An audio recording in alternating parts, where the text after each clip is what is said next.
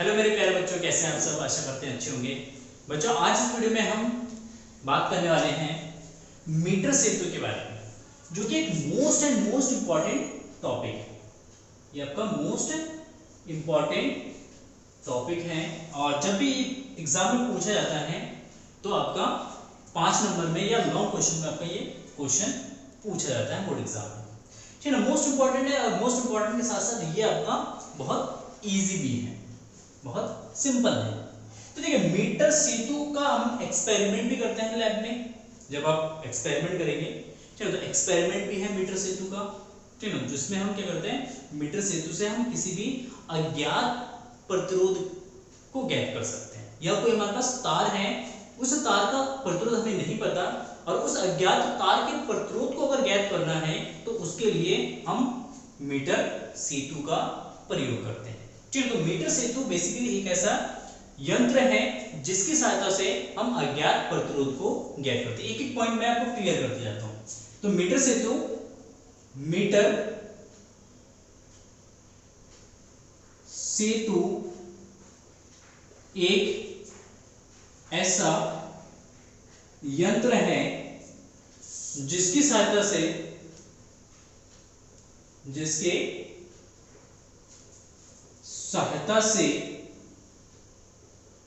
अज्ञात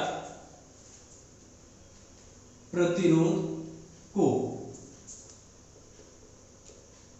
ज्ञात किया जाता है। ठीक है, तो फर्स्ट टाइम क्या लिखेंगे कि मीटर सेतु एक ऐसा यंत्र है जिसकी सहायता से हम अज्ञात प्रतिरोध को ज्ञात करते हैं। ये फर्स्ट पॉइंट हो गया मीटर सेतु के बारे में। नेक्स्ट आता है, कोई भी यंत्र होता है तो उसका अपना एक सिद्धांत होता है। तो किस सिद्धांत पे काम करता है, सबसे पहला आता है हमारा फिर सिद्धांत, किस सिद्धांत पे काम करता है। तो जो हमारा मीटर सेतु है, ये जो आप देख रहे हैं मीटर सेतु बना है, इसको अभी एक्सप्लेन करूंगा मैं। जो मीटर सेतु है, मीटर सेतु आपका व्हीटस्टोन ब्रिज के सिद्धांत पर आधारित है। ये किस सिद्धांत पे कार्य करता है, व्हीटस्टोन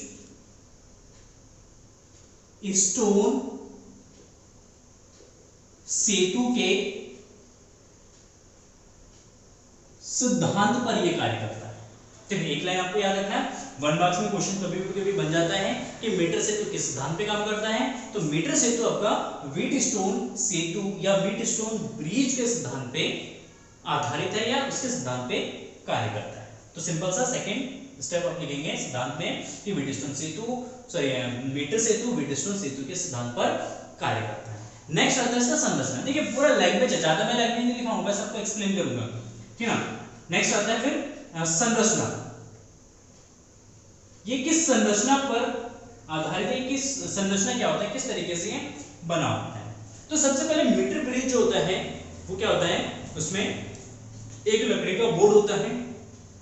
उस लकड़ी के बोर्ड पे एक तार 1 मीटर का एक तार EC 2 L आकार के तांबे की पत्तियों की सहायता से उस लकड़ी के बोर्ड पर जुड़े होते हैं। ये जो तार है, यहाँ पे मोस्ट इंपॉर्टेंट जो तार है, ये इसकी लंबाई है 1 मीटर लंबाई का एक तार होता है। और ये तार यूज करते हैं, ये मैग्नीन या कांस्टेंटन का यूज करते हैं। ये दोनों क्या होता है, मतलब मिश्र धातु होते हैं। क्या होते हैं, मिश्र धातु होते हैं, जिसमें बहुत सारे धातु को आपस में मिक्स करके बनाया जाता है। तो तार जो है वो किस चीज का होता है, वो मैग्नीन का या कांस्टेंटन का होता है। मैग्नीन या कांस्टेंटन का इसलिए यूज किया जाता है क्योंकि इसकी जो प्रतिरोधकता है, विशिष्ट प्रतिरोधकता जो है, ये थोड़ा सा धातुओं से ज्यादा होता है, जिसके कारण इसके पास कुछ प्रतिरोध होता है। क्या होता है, कुछ प्रतिरोध होता है। इसलिए हम मीटर ब्रिज में जो वायर यूज करते हैं वो मैग्नीन या कांस्टेंटन का यूज करते हैं, ताकि ये कुछ धारा के लिए कुछ प्रतिरोध क्रिएट करता है। ठीक ना, तो रीजन अगर कोई पूछे कि मीटर ब्रिज में हम मैग्नीन या कांस्टेंटन का वायर क्यों यूज करते हैं, क्योंकि कांस्टेंटन या मैग्नीन का जो विशिष्ट प्रतिरोध होता है वो धातुओं से ज्यादा होता है, और धातुओं से ज्यादा होने के कारण इस तार का अपना कुछ प्रतिरोध होता है। ठीक है, क्लियर हो गया। तो 1 मीटर का एक तार 2 L आकार के तांबे की मोटी पत्तियों के सहायता से लगी होती है, और इस एल आकार की जो पत्ती है इसमें दो तीन संबंधक पेच लगे होते हैं, ये संबंधक पेच कहते हैं इसको। यहाँ पे ये जो डॉट डॉट बना रखा है मैंने ब्लैक, ठीक है, ये जो है क्या होता है संबंधक पेच होते हैं। संबंधक पेच का मतलब इससे हम किसी भी इस पेच को खोल के हम यहाँ पे वायर को क्या कर सकते हैं, कनेक्ट कर सकते हैं। तो एल आकार की पत्ती में 3 संबंधक पेच लगे होते हैं और इन दोनों एल आकार के तांबे के पट्टियों के बीच में एक स्ट्रेट दूसरी एक पत्ती लगी होती है जिसमें 3 संबंधक पेच लगे होते हैं, ठीक है। तो एक लकड़ी का बोर्ड होगा, उस लकड़ी के बोर्ड पे एल आकार की 2 पत्तियां साइड में जुड़ी होती है, इसके बीच में तांबे की मोटी सी चौड़ी सी पत्ती होती है, ठीक है। और इस एल आकार की पत्ती के दोनों सिरों के बीच में एक मीटर पैमाने की सहायता से, ये 1 मीटर पैमाने के साथ एक तार एसी को जोड़ देते हैं और इस तार की जो लंबाई है वो 1 मीटर का रखा जाता है। तार 1 मीटर का है इसीलिए हम इसको क्या कहते हैं, मीटर सेतु कहते हैं, क्योंकि तार की लंबाई कितनी है, 1 मीटर है और 1 मीटर होने के कारण ही हम इस उपकरण का जो नाम है वो उसने हमने दिया है इसको मीटर सेतु का नाम दिया। तो मीटर सेतु क्यों पड़ा इसका नाम, क्योंकि इसमें जो तार यूज होता है वो 1 मीटर का होता है, इसलिए इसका नाम मीटर सेतु पड़ा है। तो सबसे पहले ये संरचना हो गया, ठीक है। अब संरचना के बाद आता है इसका परिपथ। क्या करेंगे, परिपथ। अब परिपथ आपको बनाना है, जब आप एक्सपेरिमेंट करेंगे तो एक्सपेरिमेंट में आपको परिपथ बनाना होगा, सर्किट बनाना होगा। सर्किट में सबसे पहले क्या करेंगे कि जो तांबे की पत्तियों के बीच में जो 2 खाली स्थान हैं, देखो यहाँ पे खाली स्थान है, एक यहाँ पे खाली स्थान है, ठीक है। इसका नाम दे देता हूं PQ, इसका नाम दे देता हूं ये S हो गया R, नहीं इसका नाम दे देता हूं PQ EF, क्या देता हूं EF। देखिए PQ एंड EF जो खाली स्थान है इसके बीच में एक अज्ञात प्रतिरोध को जोड़ते हैं, PQ के बीच में एक अज्ञात प्रतिरोध को जोड़ देंगे और EF जो दूसरा खाली स्थान है इसके बीच में हम क्या करते हैं, एक प्रतिरोध बॉक्स को जोड़ देते हैं। इसके बीच में, या इसका नाम मत देना, इसको इस तरीके से लिखते हैं सिंपली कि A और D के बीच में, A और D के बीच में जो खाली स्थान है यहाँ पे एक अज्ञात प्रतिरोध को जोड़ देते हैं तथा D तथा C के बीच में जो खाली स्थान है इसके बीच में एक प्रतिरोध बॉक्स को जोड़ा जाता है। प्रतिरोध बॉक्स एक ऐसा डिवाइस होता है जिसमें 1 ओम से लेके 1000 ओम तक के प्रतिरोध होते हैं। अगेन रिपीट करता हूं, प्रतिरोध बॉक्स में 1 ओम से लेके 1000 ओम तक के प्रतिरोध होते हैं, या प्रतिरोध बॉक्स में 1 ओम से लेके 500 ओम तक के प्रतिरोध, उसका रेंज पे डिपेंड करता है कि उसकी रेंज कितनी है। अगर प्रतिरोध बॉक्स की रेंज 500 ओम तक की है तो इसका मतलब 1 ओम से लेके 500 ओम तक प्रतिरोध हम यहाँ पे क्रिएट कर सकते हैं। अगर 1000 ओम का प्रतिरोध बॉक्स है तो इसका मतलब है उसमें 1 ओम से लेके 1000 ओम तक के प्रतिरोध को हम क्रिएट कर सकते हैं। तो ये सिंपल सा इसका बेसिक स्ट्रक्चर होता है। कभी पढ़ाऊंगा प्रतिरोध बॉक्स के बारे में तो वहां पे बताऊंगा किस तरीके से प्रतिरोध बॉक्स के अंदर वायर लगे होते हैं, किस तरीके से वर्क करता है। अभी बस ओनली मीटर सेतु के बारे में ही हम डिस्कस करते हैं, ठीक है। क्लियर हो गया। तो यहाँ पे एक अज्ञात प्रतिरोध हो गया, यहाँ पे एक हमने प्रतिरोध बॉक्स को जोड़ दिया। नाउ तार A और C के सिरों के बीच में परिपथ में क्या लिखेंगे, तार A और C के सिरों के बीच में एक कुंजी K, एक सेल E और एक प्रतिरोध धारा नियंत्रक RS को कहेंगे धारा नियंत्रक। ये होता हमारा धारा नियंत्रक, ठीक है। ये धारा को क्या करता है, नियंत्रित करता है, ठीक है। तो एक धारा नियंत्रक को हम क्या कर सकते हैं, जोड़ देते हैं। तो क्या लिखेंगे, तार AB के सिरों के बीच में, तार AB के सिरों के बीच में एक सेल को एक कुंजी तथा एक धारा नियंत्रक की सहायता से जोड़ दे। कुछ भी रटना नहीं है, कुछ भी आपको बिल्कुल भी रटना नहीं है, बस आपको सर्किट देखना है। सर्किट देख के आपको क्या करना है, लिख देना। परिपथ में क्या करेंगे, सबसे पहले लिखेंगे कि बिंदु A और D के बीच में एक अज्ञात प्रतिरोध तथा D तथा C के बीच में प्रतिरोध बॉक्स को जोड़ दिया जाता है, ठीक है ना। तथा अब नेक्स्ट आते हैं कि तार के सिरों A और C के बीच में, तार के सिरे A और C के बीच में एक सेल को एक कुंजी K तथा एक धारा नियंत्रक RH की सहायता से जोड़ दिया जाता है। अब एक धारा मापी को बिंदु D से एक जॉकी बी की सहायता से जोड़ दिया जाता है। तो अब यहाँ पे क्या करेंगे कुंजी, यहाँ पे ये जी क्या है, धारामापी है, गैल्वेनोमीटर है। इस गैल्वेनोमीटर को डी बिंदु से क्या जाएगा, डी इसका मिडिल पॉइंट हो जाएगा, डी बिंदु से एक जॉकी, ये जो है हमारा ये जॉकी है इसका, यहाँ पे ये हटा देता हूँ, यहाँ से हटा देता हूँ, ये जो है ये हमारा जॉकी है, इसको हम कहेंगे जॉकी। बेसिकली क्या होता है, एक इस तरीके का पेन टाइप का होता है जिसमें यहाँ पे वायर होता है, एक पतली सी नोक होती है, निडल होता है, उसको हम इस जॉकी को क्या करते हैं, इस प्रतिरोध तार पर हम कहीं पे भी इसको खिसका सकते हैं। ठीक है, तो इस जॉकी का यूज होता है यहाँ पे नल पॉइंट को ज्ञात करने के लिए कि इसका नल पॉइंट कहाँ है। ठीक है, उस नल पॉइंट को ज्ञात करने के लिए इस जॉकी का यूज करते हैं। इस जॉकी को हम इस तार पे कहीं पे भी ले जा सकते हैं, इसको खिसका सकते हैं।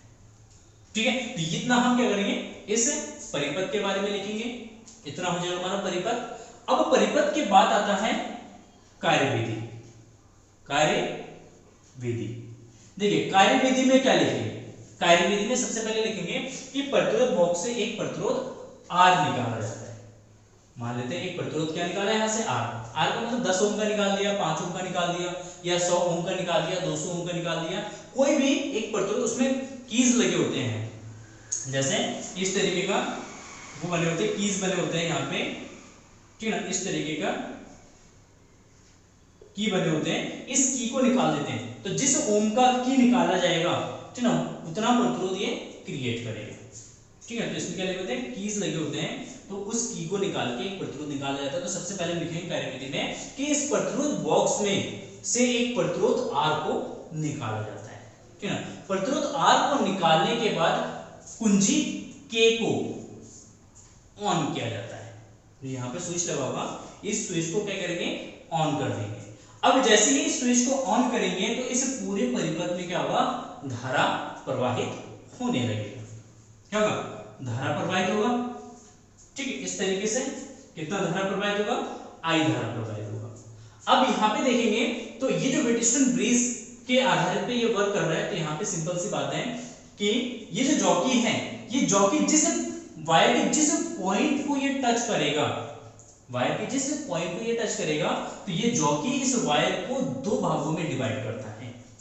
ठीक है, एक ए बी भाग हो जाएगा और एक बीसी भाग हो जाएगा। लेट अस सपोज कि ए बी भाग का प्रतिरोध P है और B और C पॉइंट का जो प्रतिरोध है, इनके बीच का जो प्रतिरोध है वो कितना है, Q है। तो जॉकी जो है इसको दो प्रतिरोधों में डिवाइड करता है, तो इससे सर्किट हमारा क्या होता है, चार भागों में डिवाइड होता है। कि ये प्रतिरोध हो गया, ये प्रतिरोध हो गया, तो ये अज्ञात प्रतिरोध S, एक ये हो गया हमारा प्रतिरोध R, एक प्रतिरोध P और एक प्रतिरोध यहाँ पे Q, ये Q P, ये S और ये R, और इसके बीच में यहाँ पे हमने सेल को जोड़ रखा है, और इसके बीच में यहाँ पे हमारा क्या है, गैल्वेनोमीटर जोड़ा है। इसी सेम बेस पे आप सर्किट को देख सकते हैं। तो यहाँ पे जैसे इस सेल से करंट आएगा तो ये करंट का दो भागों में डिवाइड हो जाएगा, I1 एंड I2 में। और इस गैल्वेनोमीटर पॉइंट से पहले की स्थिति में इस गैल्वेनोमीटर से भी कुछ धारा प्रवाहित होगा, लेट्स सपोज I3 धारा इसमें प्रवाहित होगा। तो जैसे सर्किट को ऑन करेंगे, सर्किट को ऑन करने के बाद, सर्किट को ऑन करने के बाद इस जॉकी को इस तार पे खिसकाकर, इस तार पे खिसकाकर हम यहाँ पे शून्य विक्षेप की स्थिति प्राप्त करते हैं। शून्य विक्षेप की स्थिति को हम नल पॉइंट भी कहते हैं। ठीक है ना, अगेन रिपीट करता हूँ। ठीक है, सर्किट को हम पूरा ऑन कर देंगे। सर्किट को ऑन करने के बाद ठीक है, इस जॉकी को इस तार पे खिसकाकर हम क्या करते हैं, शून्य विक्षेप की स्थिति प्राप्त करते हैं। तो मान लेते हैं कि जब जॉकी बिंदु B पर होता है तब गैल्वेनोमीटर में कोई धारा प्राप्त नहीं होती है। माना जब जॉकी बिंदु B पर होता है तब धारामापी में कोई धारा या विक्षेप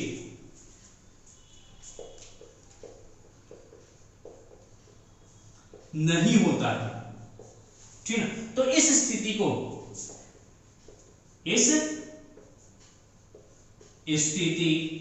को शून्य विक्षेप की स्थिति कहते हैं।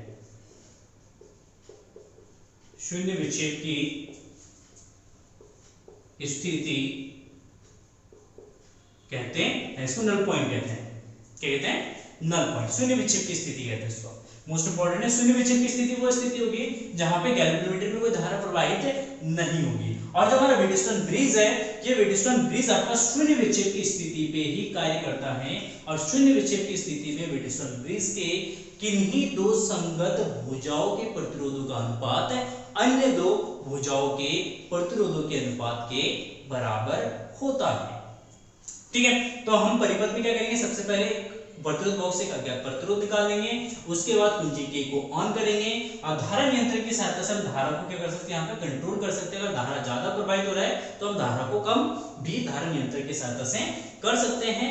अब यहाँ पे जॉकी जे को इस तार एसी पर किसका कर हम एक शून्य विक्षेप की स्थिति प्राप्त करते हैं और मान लेते हैं कि बिंदु बी पर शून्य विक्षेप की स्थिति प्राप्त होती है। अब जैसे शून्य विक्षेप की स्थिति प्राप्त होगी तो इस मीटर के साथ सटे हुए इस पैमाने की सहायता से, जो हमारे पास एक पैमाना लगा है नीचे, इस पैमाने की सहायता से हम बी की स्थिति को ज्ञात कर लेते हैं। बी की स्थिति को ज्ञात करने का मतलब है कि बी की जो स्थिति है वो ए से कितनी दूरी पर है, तो मान लेते हैं ये एल दूरी पर है और बी से सी तक की जो दूरी है वो 100 माइनस एल है। तो इस दूरी को हम इस मीटर पैमाने की सहायता से ज्ञात कर लेते हैं। ये हमारी क्रियाविधि में होगी। ठीक है, इसके बाद आता है कैलकुलेशन, गणना। इसके बाद आता है गणना, कैलकुलेशन। किस तरीके से हम इसको कैलकुलेट करेंगे उसके लिए मान लेते हैं, माना ए से बी तक की लंबाई बराबर कितना है, एल, तथा बी से सी तक की लंबाई, ताकि लंबाई जो जाएगा वो कितना जाएगा, वो 100 माइनस एल सेंटीमीटर में होगा। ये सेंटीमीटर में, तो ये भी इसमें जाएगा सेंटीमीटर में हो जाएगा। ठीक है, तो एल सेंटीमीटर और 100 माइनस एल सेंटीमीटर हो जाएगा। ठीक है, क्लियर हो गया। क्योंकि 1 मीटर का वायर है तो 1 मीटर में कितना होता है, 100 सेंटीमीटर होता है, तो ये 100 सेंटीमीटर 100 माइनस एल हो जाएगा और ये एल हो जाएगा। ठीक हो गया। बहुत पॉइंट है, छोटे छोटे पॉइंट्स को डिस्कस करते चलते हैं।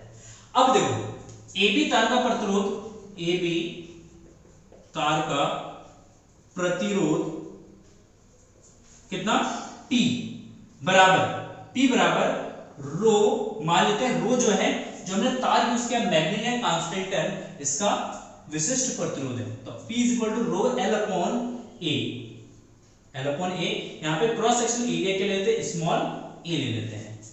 ठीक है ना, स्मॉल ए बराबर हो जाएगा तार का अनुप्रस्थ काट का क्षेत्रफल। ठीक है, ऐसी ही तार BC, तार का प्रतिरोध, तार का प्रतिरोध, और इसको हमने रिप्रेजेंट किया प्रतिरोध को Q से, Q इज इक्वल टू ये जो रो L, लंबाई, इसकी लंबाई की क्या है, BC की लंबाई है 100 minus L upon E, 100 minus L upon A, then P upon Q, P upon Q is equal to rho L upon A divided by rho 100 minus L upon A से A कैंसिल हो जाएगा, रो से रो cancel हो जाएगा, तो L upon 100 minus L कितना हो जाएगा, सिंपल सी बात है। अब शून्य विक्षेप की स्थिति में क्या होता है, शून्य विक्षेप की स्थिति में, इसको मिटा दो ऊपर से। ठीक है, शून्य विक्षेप की स्थिति में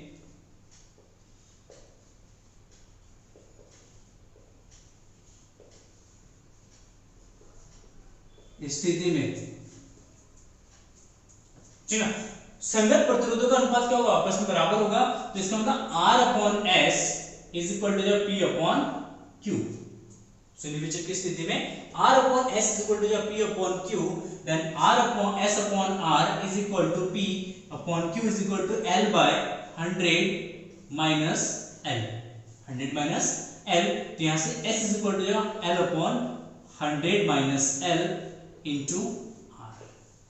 तो इस फॉर्मूले से इस फॉर्मूले से हम क्या कर सकते हैं, किसी भी तार का अज्ञात प्रतिरोध ज्ञात कर सकते हैं। देखिए यहाँ पे L जो है हम मीटर पैमाने की सहायता से नाप लेंगे, मीटर पैमाने से हमने नाप लिया।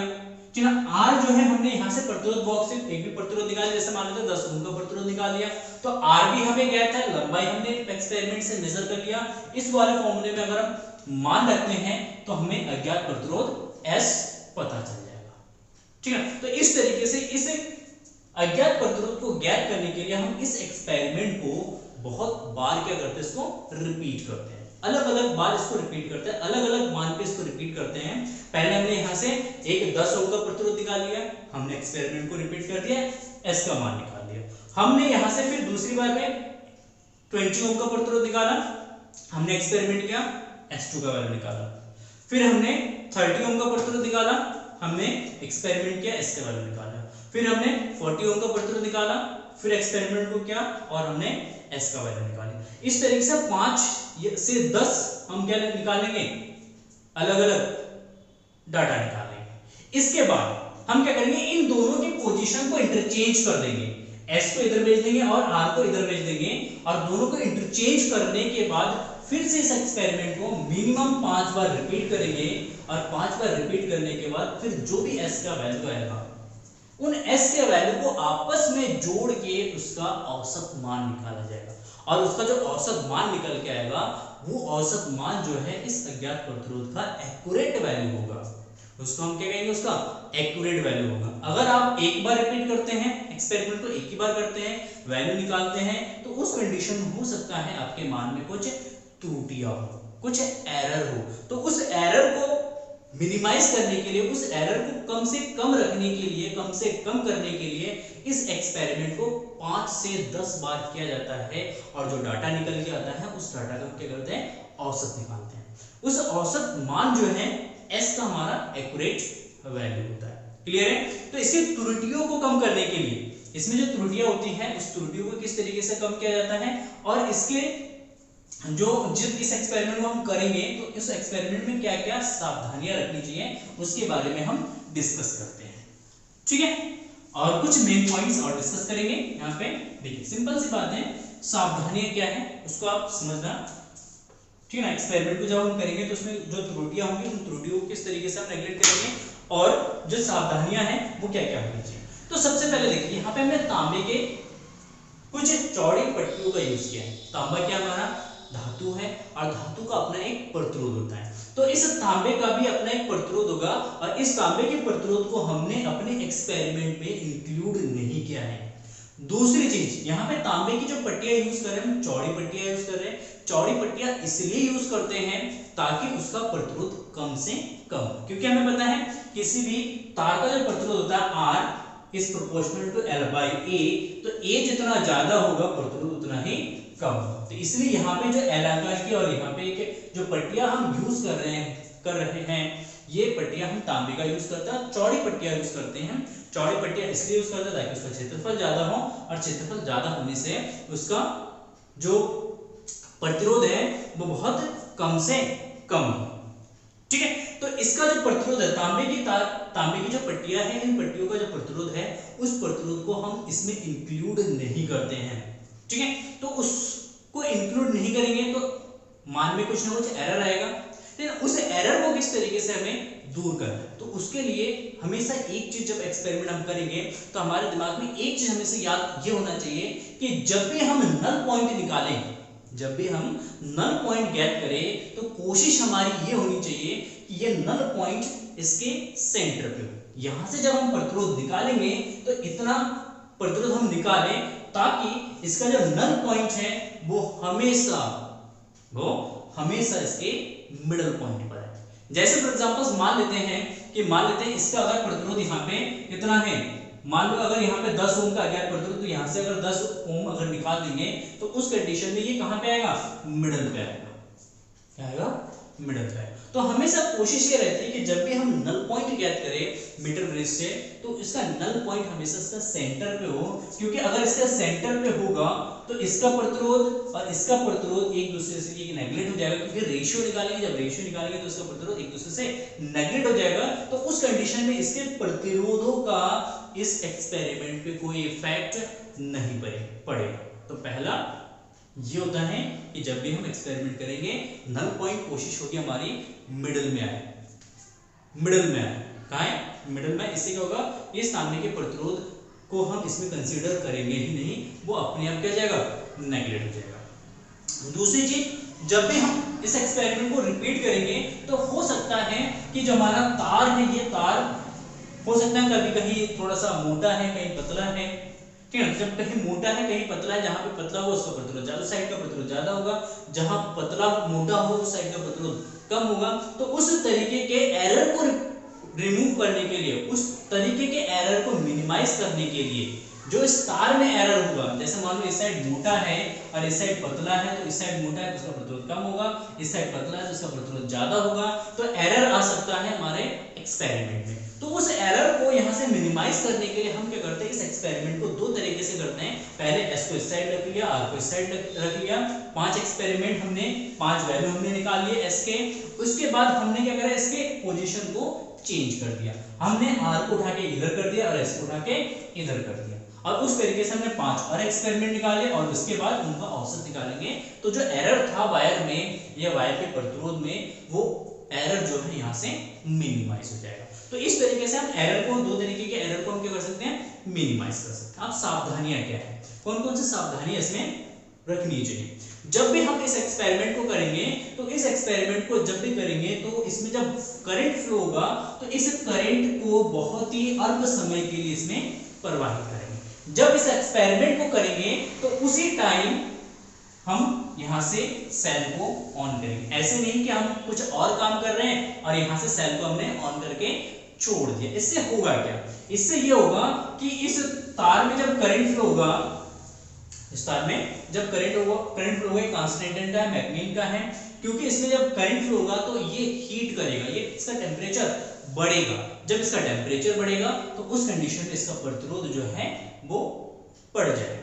क्या जाएगा, क्योंकि हमें पता है कि R is proportional to T, और टेम्परेचर बढ़ने से प्रतिरोध बढ़ेगा, और जो प्रतिरोध जितना बढ़ेगा, मान लेते हैं कि डेल्टा R प्रतिरोध बढ़ रहा है, तो उस कंडीशन में इस बढ़े हुए प्रतिरोध को हम अपने एक्सपेरिमेंट में कंसीडर नहीं कर सकते, क्योंकि इस वाले फॉर्मूले में केवल LR है और ये हमारा L है। तो जो प्रतिरोध यहाँ पे बढ़ेगा उस प्रतिरोध का इफेक्ट भी बढ़ेगा इसके S के मान में, और उसको हम कंसीडर नहीं कर सकते, क्योंकि हमें नहीं पता है कि टेम्परेचर बढ़ने से कितना प्रतिरोध बढ़ रहा है, हम उसको कैलकुलेट ही नहीं कर सकते। इसलिए जब भी इस एक्सपेरिमेंट को करेंगे तभी हम स्विच को ऑन करेंगे। जैसे हमने नल स्थिति निकाली है, हमने डाटा कैलकुलेट कर लिया, हम सर्किट को क्या करेंगे, कुछ टाइम के लिए ऑफ कर देंगे ताकि वायर फिर से ठंडा हो जाए। तो पहला सावधानी है, अल्प समय के लिए हम धारा इसमें प्रवाहित करेंगे। सेकंड, इसमें सावधानी क्या है, फर्स्ट हमने बता दिया, सेकंड सावधानी क्या है कि इस जॉकी को इस वायर पे घिसना नहीं है, पकड़ के घिस दे रहे हैं, घिसे जा रहे हैं, घिसना नहीं है, ठीक ना। पहले हमने उठा के यहाँ पे देख लिया, नहीं हुआ, नहीं आया नल पॉइंट, कोई बात नहीं, यहां से उठा के यहाँ पे ले गए, यहाँ पे टच किया, खाली ओनली टच करना है, टच किया, नल पॉइंट आया तो सही है, नहीं है तो हम यहाँ पे चले जाएंगे टच, मतलब यहाँ से यहाँ तक जब जाएंगे तो घिसते हुए नहीं ले जाना है, जॉकी को आपको इस तार पे घिसना नहीं है। किसी पॉइंट पे टच किया, उठाया, दूसरे पॉइंट पे टच किया, नहीं आया, उठाया, तीसरे पॉइंट पे टच किया। अब देखेंगे दो पॉइंट के बीच में, यहाँ पे और यहाँ पे, हमें पता चल गया कि इन दोनों पॉइंट के बीच में आगे कहीं आएगा तो हम इसके मिडिल में टच कर लेंगे। अब देखेंगे तो मिडिल में अगर इस साइड डिफ्लेक्शन इस साइड आ रहा है, ठीक ना, और एक में डिफ्लेक्शन इस साइड आ रहा है, तो हम थोड़ा सा यहाँ पे इस वायर को थोड़ा सा यहाँ पे इसके ऊपर जॉकी को कर सकते हैं, घिस सकते हैं, लेकिन पूरे वायर में आपको जॉकी को नहीं घिसना है और टाइटली नहीं घिसना। तो होगा क्या, घिसने से क्या होगा, जहां पे आप घिसेंगे वहां पे तार का जो डायमीटर है वो कम होगा, वहां पे तार पतला हो जाएगा। जब वहां पे तार पतला होगा तो उसका प्रतिरोध कम हो जाएगा, और सॉरी बढ़ जाएगा, और बाकी जहां पे तार मोटा होगा उसका प्रतिरोध कम हो जाएगा। तो इसलिए इस तार का जब भी हम एक्सपेरिमेंट करते हैं तो हमें हमारी कोशिश ये रहती है कि तार का जो डायमीटर है वो हर जगह समान रहे ताकि प्रतिरोध एक दर से परिवर्तन हो। लेकिन घिसने से वो मोटा हो जाएगा, कहीं पतला हो जाएगा, प्रतिरोध बढ़ जाएगा, जहां पे मोटा रहेगा वहां पे प्रतिरोध घट जाएगा, तो उससे क्या होगा, एरर आएगा हमारे एक्सपेरिमेंट में। तो उस एरर को बचाने के लिए, उस एरर को मिनिमाइज करने के लिए हमें क्या करना है, घिसना नहीं है, टच कराना है अलग अलग बिंदुओं पे जॉकी को। ठीक है, क्लियर है। तीसरा सावधानी यह है कि जब भी हम इस एक्सपेरिमेंट को स्टार्ट करेंगे तो इस गैल्वेनोमीटर के साथ यहाँ पे क्या करते हैं, संट को जोड़ते, मतलब एक छोटा सा प्रतिरोध को जोड़ देंगे। इससे क्या होगा, प्रतिरोध जोड़ने से, क्योंकि होता है कि अचानक से हमने सेल को ऑन कर दिया और अचानक से बहुत करंट फ्लो हो गया, ठीक है। जैसे मान लेते हैं ये हमारा गैल्वेनोमीटर है, ये इसके मिडल पॉइंट है, ये मैक्सिमम 10 एम्पीयर करंट को मेजर कर सकता है और इसमें करंट फ्लो हो गया 20 एम्पीयर। जैसे 20 एम्पीयर का करंट फ्लो होगा तो ये जो निडल है, ये निडल आगे इधर बहुत तेजी से मारेगा इसको, इसके बेस पे। जैसे ये बहुत तेजी से निडल मारेगा इसके बेस पे करंट ज्यादा होने की वजह से, तो क्या होता है, निडल कभी-कभी टूट जाता है, कभी-कभी टूट जाता है। तो इस गैल्वेनोमीटर की सेफ्टी के लिए इसके साथ एक संट का मतलब होता है प्रतिरोध, एक प्रतिरोध जोड़ा जाता है ताकि करंट अगर ज्यादा फ्लो हो तो कुछ करंट जो है कंज्यूम कौन कर ले, ये संट कर ले, ठीक है। इससे क्या होगा कि हमारा गैल्वेनोमीटर जो है सेफ रहेगा। अरे बात समझे। फिर जब हमें नल पॉइंट की स्थिति निकालना हो तो हम यहाँ से संट को क्या कर देते हैं, हटा देते हैं।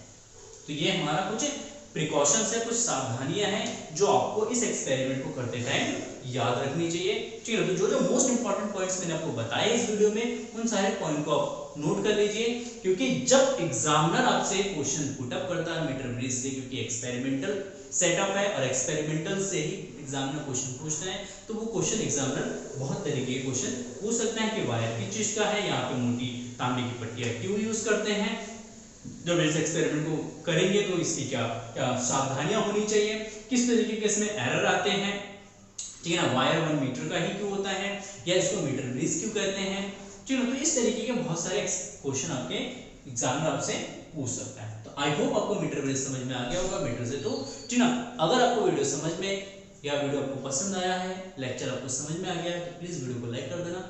इस चैनल पर नए हैं तो प्लीज चैनल को सब्सक्राइब करके नोटिफिकेशन बेल को जरूर दबा देना। फिर मिलते हैं ऐसे ही एक नए इंटरेस्टिंग एंड जानकारीपूर्ण वीडियो के साथ, तब तक के लिए जय हिंद, जय भारत।